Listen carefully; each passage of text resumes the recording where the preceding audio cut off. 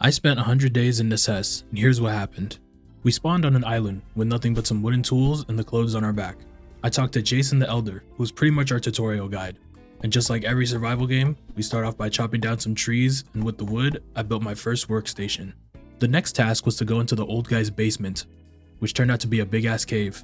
We mined some copper and got in our first fight with some little goblins. I found a nearby chest that had a horseshoe trinket that increased crit chance and a mysterious portal that calls for a powerful creature, which I'm pretty sure I wasn't ready to fight yet. I headed up back to the surface and built a forge to smelt the ores and craft a copper sword. During the night, I helped Jason the Elder fend off some zombies, but he thought I was one of them, so he tried to kill me too. On the morning of day 2, I placed down the settlement flag, officially claiming the island for myself. I dedicated the name of the town to the most influential man to ever exist since Jesus Christ. With the tutorial done, the Elder gave me a new quest to kill our first boss, so my next goal was to get better equipment. I crafted a bow and some arrows to make it easier to hunt animals. On day 3, a traveling merchant stopped in town, but sadly I was too broke to buy anything. I built the very first house in our new town and made myself at home. In the Elder's home, I grabbed these leather dashers, which gave me the ability to sprint. I went back into the caves to mine some more ores. Along the way, I fought groups of zombies and found loot in breakable crates around the mines. Copper was the most abundant ore we were finding, but I did manage to find some iron veins, and also a sleeping bear that I chose not to wake up. In the end, this is what we got. The most important things being the metals and an anvil, where I can create better equipment and armor. I smelted the ores and crafted an iron sword and copper chestplate, and then went to sleep. In the morning, I went out to hunt sheep for their wool. Then I crafted gloves that boosted attack speed. For some reason, I was feeling like I was ready to take on the first boss. So I cleared an area north of the town, waited until nighttime, and summoned the boss with the portal. I was instantly humbled by the evil's protector and his little imps. His fireballs and minions were very overwhelming at first. His 3 fireball moves started to become more dodgeable, but it had me begging for air. At 75% health, he flew into the air and bombarded the area. His new attacks were these unbreakable tracer rounds, and this is what eventually led to my demise. I needed to get stronger, so back to the mines we go. I met some big ass spiders and even more zombies, but thankfully I also found some iron. But me being the messiah of bad ideas, I decided to try and take on the sleeping bear this time. Regret kicked in as he chased me around the cave until ending my life. He then patrolled the caves, and whenever he saw me, it was on sight. So I went back up with the decent loot I already had. On day 8, I organized the chests, did some tree cutting, and crafted an iron helmet and copper boots. I went back underground to confront the bear that's been haunting my dreams, and I thought bombs would do the trick. Well, I missed about half the bombs and he chased me back up the ladder. With my new armor, I went in for round 2 with the evil's protector. I came a little more prepared this time, drinking an attack speed and defense potion before the fight. I used everything in my arsenal, from ninja stars to the leftover bombs I had. This time I got him down to under 50% health, where his moves got a little more chaotic. I was out of health potions and had no choice but to dodge the attacks while my health slowly regained. But I took too long, and at 18% health, he escaped. And on day 10, it was back to the mines again. This time I found some ruins with some chests and a graveyard filled with vampires.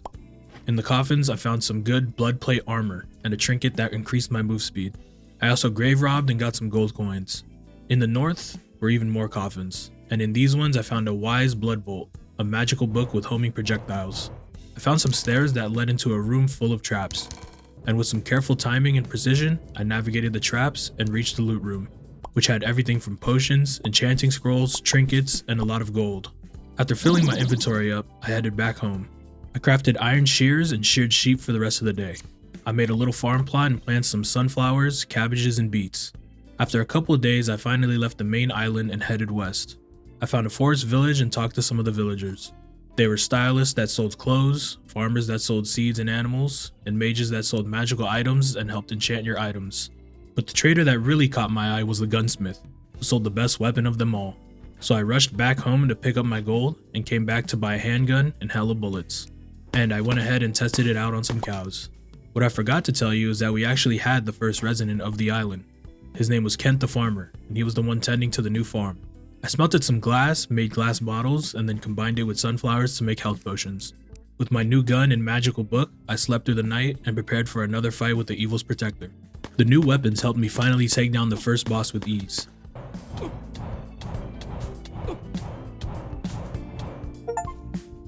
The boss dropped a lot of loot, but the most notable ones were the demonic ingots, a trinket called Force of Wind, which gave me a dash ability, and a demon heart that permanently increased my max health to 200. After helping the old man kill some more zombies, I finally turned in the quest, which rewarded me with a lunchbox. The next morning I used the demonic bars to upgrade the workbench and the anvil. The new workstations unlocked tons of new recipes. I went back into the caves to get my revenge on the bear that's been bullying me. And after exploring more of the caves, this is what we brought back home. For the rest of the day, I organized the storage chests and eventually made a new demonic axe to replace my copper one. I also made a sapphire revolver, which I didn't really like because you needed to charge it up to shoot it, so I barely used it. I cut some trees to finish the day. Day 16 was another mining run, but with bombs this time. The next day I sailed back to the town south of our settlement. The first trader I checked up on was the gunsmith, and to my surprise, she was selling a new weapon. The machine gun did less damage than the pistol, but also had double the attack speed, with 50% chance to not consume ammo. I went back home and gave Kent my old handgun, because even the farmer needs to stay strapped. Before sleeping, I made a demonic sword and bought a new outfit from the traveling merchant. The next day I learned about enchanting scrolls. Enchanting scrolls can be applied to tools, weapons, armor, or trinkets, and buff their respective stats. I ended up enchanting my machine gun and then testing it out in the caves. While I was killing shit down there, I found some blood plate boots to replace my old copper boots. And the loot I brought back home wasn't too bad either. Around day 20, I finally decided to construct a new building in the settlement. I split the 1111 brick building into 4 bedrooms. I decorated the rooms with some furniture and windows for natural light. Kent the farmer can finally stop sleeping in the storage house. Of course he complained about the size of the rooms, but that's too damn bad. The next night I expanded the storage house and did some rearranging with the workstations. We also recruited a new villager named Darcy to Lebronland. It took a couple days to figure out, but this is what we ended up with. I can essentially throw any item into the bottom chests I call dump chests, and the villagers would take them out and bring those items to the chests above, which I sorted out accordingly. On day 29 I sailed north to a nearby snow village. In the village I found a skillful handgun and some bullets. Then I went down into the snow caves for the first time. It was similar to the normal cave, but had a new mineral called frost shards. While exploring the caves I came across a spider egg in one of the many spider nests, and then I made a terrible decision of hitting it. The queen spider was an aggressive boss that constantly charged at you, but she also threw down these pools of poison as well. I needed to find a more open space to fight her, so I ran back to the ladder because the surrounding area was perfect. I got her all the way down to 17% health, but then one of the stray bullets from my gun hit another spider egg, which spawned another queen spider. So at half a heart I escaped up the ladder. I healed back up and went back underground to find that both queen spiders despawned. I explored a bit more of the caves to get more loot and then used the recall scroll to teleport back home. After dumping all the loot, I crafted a bee farm so we can start getting honey, and full frost armor, which gave me more range damage, attack speed, and movement speed. And since we were wearing the full set, we also got a boost in crit chance and projectile velocity. I stocked up on some buff potions that increased skills like armor and movement speed and went right back into the snow caves. The new task was to look for another spider egg and run it back with the queen spider.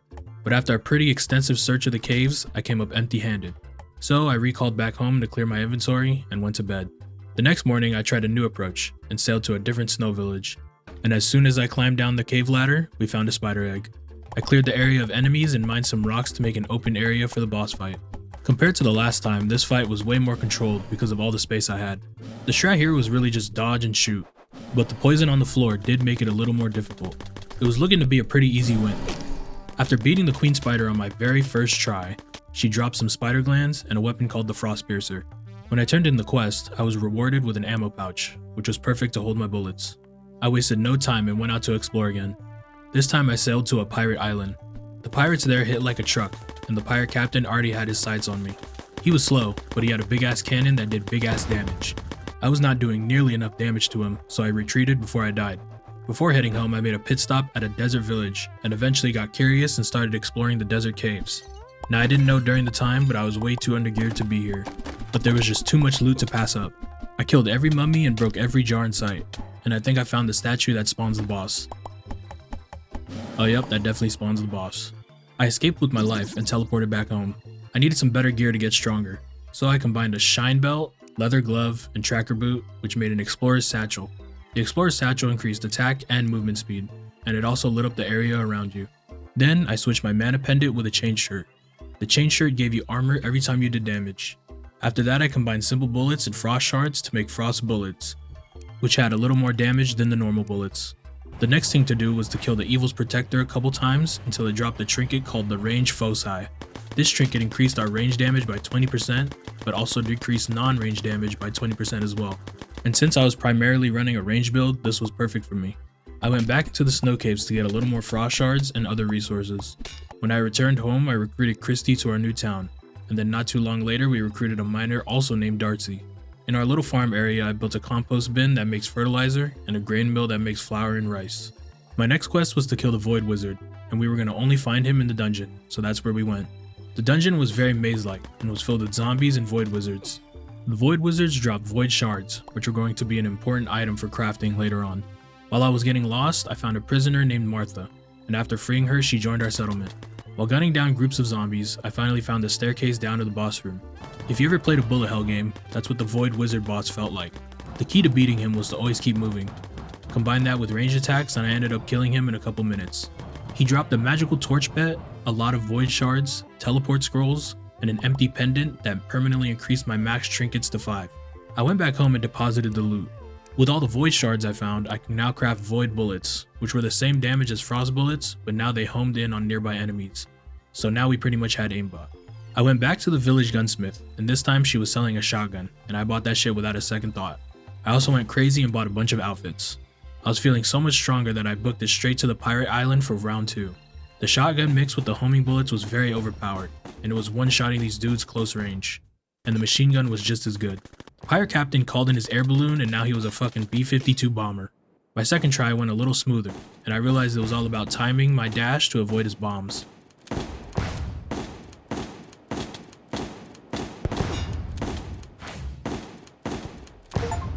He admitted defeat and I recruited him to our settlement. He dropped a pirate telescope that extended my travel range, a pirate sheath that increased my max trinkets by 6, and a deep down ladder that was used to reach deep caves. The job wasn't finished though, and I killed the remaining pirates. I also freed a captive named Petra, and she joined our village too. While I was looting the village, one of the pirates dropped a flintlock pistol, which turned out to be one of the best guns in the game. I turned in both quests from killing the pirate captain and the void wizard. My rewards were a void pouch and a coin pouch. Gloria the pawnbroker scammed me and wanted 1,400 coins to join the settlement. I paid her anyway because the town needed a pawnbroker. Now our village was getting big, and not everyone can farm or sort the storage chest. So I assigned some villagers to plant and cut trees in the green zone. I needed a gunsmith in town and Jesus answered my prayers because that same night Carl showed up. In the morning, I made a fenced area to put some sheep in because wool was scarce. Now all we needed were sheep, and I think I slaughtered every single one on this island. But another prayer was answered because look who showed up. My luck ran out though because as I was buying sheep, I got this alert. Lebronland was about to get hit with our first raid. I was fully prepared for like 6 raiders to show up. I ran up to the shore to get a head start and tried to thin out the herd as much as possible, but these guys were pretty tanky. Eventually they made it to the villagers and that's when it turned into a gang war. We ended up killing all the raiders without losing a single villager. The raiders dropped some good loot like tungsten and demonic armor. The next day I teleported to a nearby plains biome to get even more sheep. Later that day, I placed the deep down ladder and went into the deep forest caves. This new area was pretty much just hell, but this place had tungsten, a metal I needed to upgrade the workstations. So we explored a little more. The enemies here were strong and they came in packs, so I had a couple close calls. After getting a good amount of tungsten ore, I went back home and smelted it. And then I upgraded the workbench. We also needed to upgrade the anvil, but I was out of quartz, so I went to the desert caves to get some more. I met a miner named Robin and was curious to see if NPCs dropped anything rare. They do not. I got a couple of boss spawners while I was down there and I was feeling pretty confident, so I took on the ancient vulture. The shotgun absolutely melted him and he was dead within minutes. It dropped a talent spear and a vinyl record. Not a lot of stuff, but turning in the quest got me a recall flask, which gave me unlimited teleports back home. Exploring the world was getting lonely, so I recruited Darcy the guard into my party.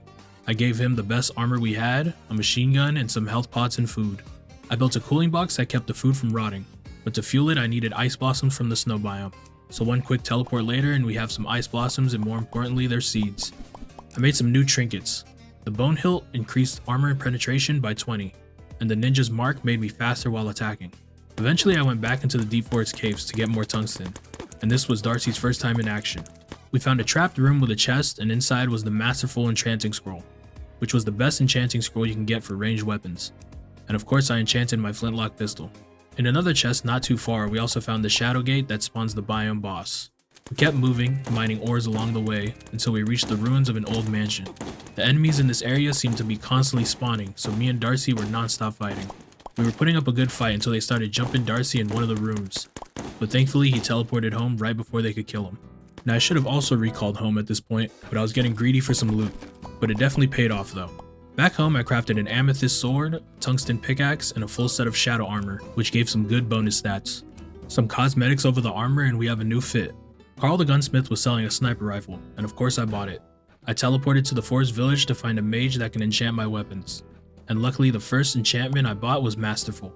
Back in the deep caves, I can finally mine the obsidian walls with the new pickaxe, and I finished the day by fully clearing the ruins. The next morning I went back into the dungeon to farm more void shards. We found another trapped mage named Alex that joined our settlement. I found the boss floor again, so we ended up just fighting him and killing him in under a minute. Now coming back home, I realized that our town has rapidly increased to 11 people, and they all live in one building. When I talked to one of our people, they complained about the size of their rooms and the fact they had to share it with 3 other settlers. So being the good leader I am, I finally started construction of their houses. But I was interrupted by another raid. Within minutes, the island looked like a match of Happy Wars. And just like last time, I sprayed my gun at the crowds, praying that I don't hit our people. The strat worked and we won again without a single death. I built a couple different house layouts, but all of them had 2 criteria that needed to be met. The rooms needed to be around 60 tiles big and have at least 7 different types of furniture. If the conditions were met, the happiness of the villagers would increase massively. I also started to improve the farmland and made several farm plots behind the storage house. Enchanting gear was starting to take a toll on my money, and so I needed a way to make money quickly. I searched up on Reddit that the walls in the dungeon area sell really well at the pawnbroker. So I grabbed all the dynamite and bombs we had and leveled the entire dungeon. And after only one night, I sold 2,000 walls for 20 Gs. The next boss I took on was the Swamp Guardian, a big green worm that can only be summoned in the swamp caves with a spiked fossil. He was a very quick kill though. I wasted no time and grabbed the Shadow Gate to summon the next boss, this time in the Deep Forest Caves. The Reaper reminded me that I've been fighting G League players compared to him. His random dash attacks and homing missiles made it hard to fight him in such a compact area. Darcy got beat up so bad that he teleported back home, and I was next. I made sure to pull out all the potions this time and went right back in for the rematch. Darcy couldn't make it to the end again and recalled home, but we both did enough damage for me to finish the fight. He dropped his Reaper Scythe, which you can chuck at enemies. Turning in the quest to the Elder got me a hoverboard, which was really fast and can go over water and lava. The next day I continued building and furnishing more rooms for our settlers. Raiders are about to hit our island again, and I noticed they are getting even stronger. Almost half these dudes were in full tungsten armor, but it was going to take more than that to take out the villagers of Lebronland. Even the fishermen visiting the island wanted to smoke. I went to the nearby village to see what the traders were selling. He was selling a minigun. I also found an animal keeper that would join our town for leather and gold. The next destination was the deep snow caves. And our luck comes back around because in our first chest, we found an ice pickaxe better than the one we got, and the ice crown to spawn the boss. A couple caves later and we get our first glacial ores, which was the rare mineral in the snow caves. I managed to get a lot of glacium ores and 2 ice crowns by the end of the day. The next morning we fought the Cryo Queen, and probably the boss that gave me the most trouble since this point. It wasn't her moves that made it difficult, but more of me being really undergeared across the board. I even tried a new strat of just bringing more people, but it was still not enough. She was doing too much damage and I was for sure not dealing enough, so it was time to get some upgrades. I was taking my anger out on the village elder when raiders attacked us again. We've come out on top every time, but this time they upped the score on us and killed Martha the mage and Gloria the pawnbroker. And to make it even more disrespectful, they just left after that. Not even a day after the raid, a new pawnbroker showed up to our settlement, and of course we had to recruit him. Our first step to getting stronger brought us to the deep swamp caves. This is where we would get mycelium. I crafted a mycelium armor set and it gave me a big boost in armor points, damage, and attack speed. The next upgrade on the list was a new gun. I went to the deep desert caves, and it was the most dangerous cave I've been in, with these long narrow hallways and sandworms that literally jump you every couple minutes. But after 30 minutes of searching every hallway, I finally found the best gun in the game called the antique rifle. With perfect timing too, because a day after, raiders showed up to the island and I got to test out my new gun.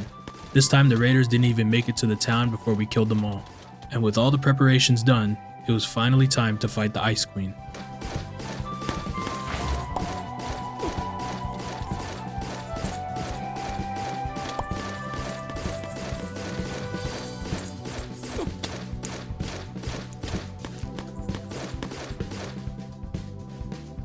And that ends 100 days in Necesse. Let me know in the comments if you want to see another 100 days of Necesse, or another game you'd like to see me play for 100 days.